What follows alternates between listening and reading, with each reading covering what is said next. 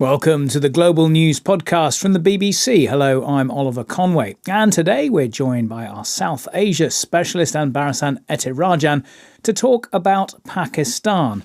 Now, Pakistan has been positioning itself as a key mediator in the US-Iran war, but it's experiencing violence and political turmoil at home. Let's start in Pakistani-administered Kashmir. Tell us about the deadly election protests which have been taking place there. Well, if you look at the Pakistani media newspapers today, there will be three different stories. One is about the ongoing tensions and violence in Pakistan-administered Kashmir. Second one is the attack on a police checkpost in the northwest in Khyber Pakhtunkhwa, and also violence in Balochistan. So that clearly gives you a picture of what's happening in Pakistan. Let's unpick one by one. First, the ongoing tensions in Pakistan-administered Kashmir. For weeks, a civil rights group called Joint Awami Action Committee have been holding sit-ins, demonstrations and rallies with various demands. One of the key demands being they wanted electoral changes to the local legislature, basically for 12 seats that are being reserved for people who came from Indian-administered Kashmir. So they say, the civil rights groups, they say that gives them a disproportionate influence in regional legislature, and also this should be given to people who are living in Pakistan-administered Kashmir, not outside, elsewhere in Pakistan. That has been the main demand. Now, according to various estimates, more than 30 people, some even say up to 40, have been killed in the ongoing clashes between security forces and the civil rights group. And the internet has been patchy for several weeks there. And now the protesters, they want to march from the city of Rawalakot to the regional capital, Muzaffarabad. Now, the government has deployed hundreds of, even thousands of security personnel there. And the government's argument has been any change to the regional legislature has to be done through the constitution. That means you have to change the constitution, so it cannot be done now. And in between, the elections are happening. The first phase of the election was over. The next phases will be two more, one on the 2nd of August, one on the 10th. So a tense situation prevails there now.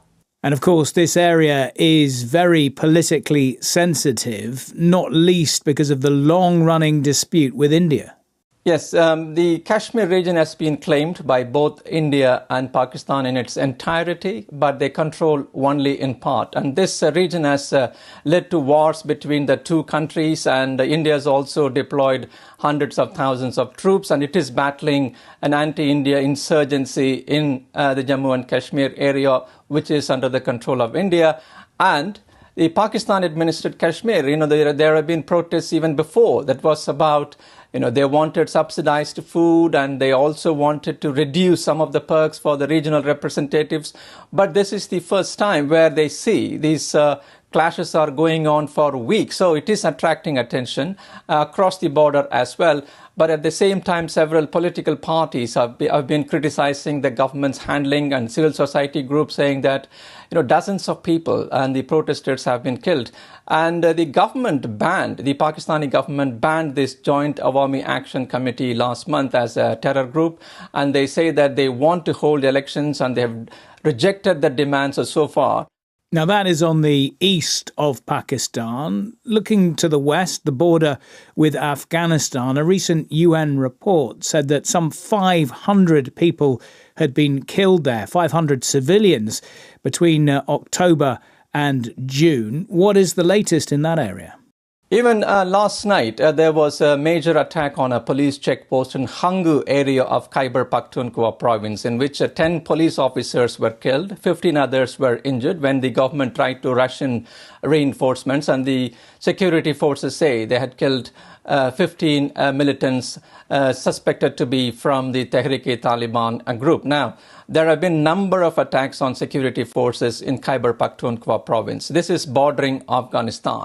Hundreds of soldiers and insurgents and civilians have been killed for several years now. Now, who is this TTP, the Tehrik-e-Taliban Pakistan? They want an Islamic governance in areas under their control. And they have been waging this insurgency against the Pakistani security forces for years now. Thousands of people have been killed. Pakistan is accusing the Kabul administration now that the Taliban authorities there of providing a safe haven to these insurgents, and that has led to tensions between Islamabad and Kabul. And Pakistan carried out several airstrikes, drone attacks on what it claims to be suspected militant positions across the border in Afghanistan.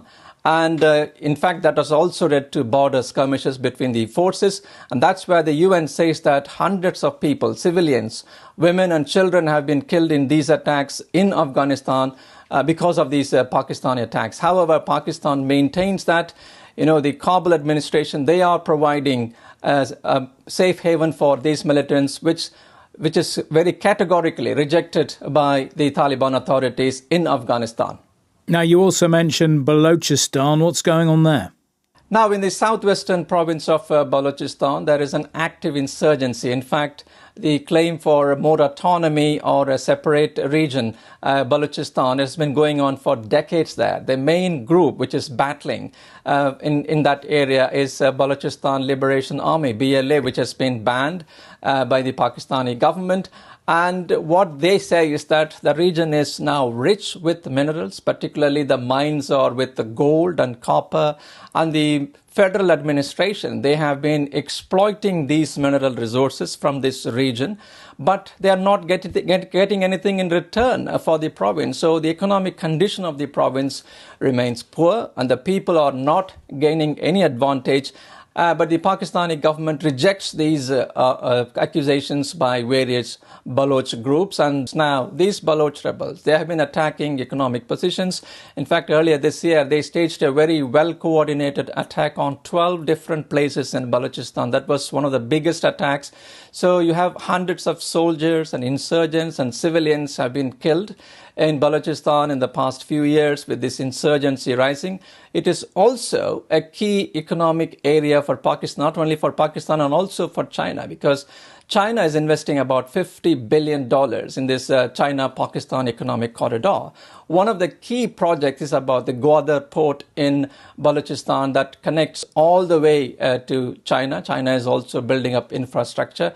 So these Baloch rebels have also carried out attacks on some of these Chinese projects. In fact, many the Chinese workers, they were targeted. So it is also having a bigger ramification. And this is the area where earlier this year, when the Trump administration said they wanted to invest more than $1 billion to invest in this rich mineral area in some of these mines. Now, even while it's suffering all this turmoil at home, Pakistan is active on the world stage. It signed defence agreements with Saudi Arabia and Kuwait. What will those Gulf states be getting out of it? Now, what is happening in the Gulf region is also having an impact on Pakistan and vice versa. Now, you see that US has been the net security provider for many Gulf states like Saudi Arabia, Qatar, and the UAE, and for several other countries.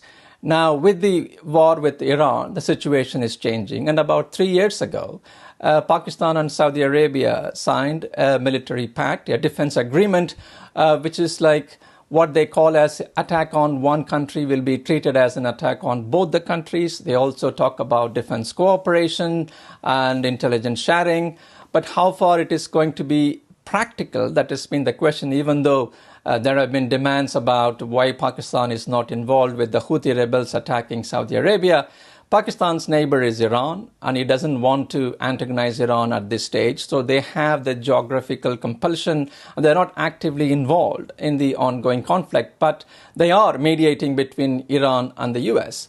And with the Kuwait, which is a slightly a softened version of the agreement with Saudi, it was not about the mutual defense pact. It is more about cooperation. So what this shows is Gulf is very important for Pakistan. Pakistan wants to make sure that there is a stability.